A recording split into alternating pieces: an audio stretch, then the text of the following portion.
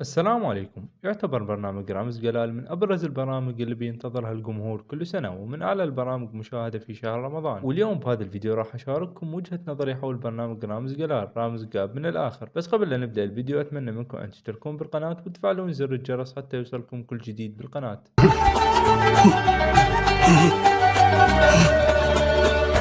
برنامج رامز جاب من الآخر من وجهة نظري البرنامج هاي السنة فكرته رائعة، والمقلب مسلي ومضحك وفيه نوع من الترفيه، وفكرة المقلب جيدة. واللي عجبني في مقلب رامز جلال هاي السنة أنهم أخبروا الضيف أنه سيقابل الفنان رامز جلال، وأيضا عجبني أن المقلب فيه ضيفين مش ضيف واحد. ومن وجهة نظري أن برنامج رامز جلال بيكون بالاتفاق مع الضيوف، بحيث بيخبر الضيف أنه سيذهب إلى برنامج مقالب الفنان رامز جلال، ولكن ما بيخبروش الضيف تفاصيل المقلب بالكامل، علشان يكون المقلب فيه نوع من الواقعية، لأنه مفيش حد بيرضى على نفسه انه بيتعمل فيه مقلب او كلام رامز جلال المسيء على الضيوف، لانه لو ما بيخبروا الضيوف انهم حيتعمل فيهم مقلب من الممكن يسبب لهم مشكلة كبيرة للفنان رامز جلال وللشركة المنتجة. وبرنامج رامز جاب من الاخر بيعتبر من احسن البرامج اللي قدمها الفنان رامز جلال خلال السنتين الماضيتين، مقارنة بالاعوام السابقة مثل برنامج رامز نيفر اند وبرنامج رامز موفي ستار التي كانت فكرتهما ضعيفة ومستهلكة. واتوقع سبب ضعف برنامج رامز جلال خلال العامين الماضيين بسبب انه صور البرنامج في دولة السعودية برعاية الهيئة العامة للترفيه، وصور برنامجه لمدة 3 أعوام في دولة السعودية، بحيث أصبحت فكرة المقلب معروفة للجمهور. وفكرة برنامج رامز جاب من الآخر هي فكرة مشابهة لفكرة برنامجه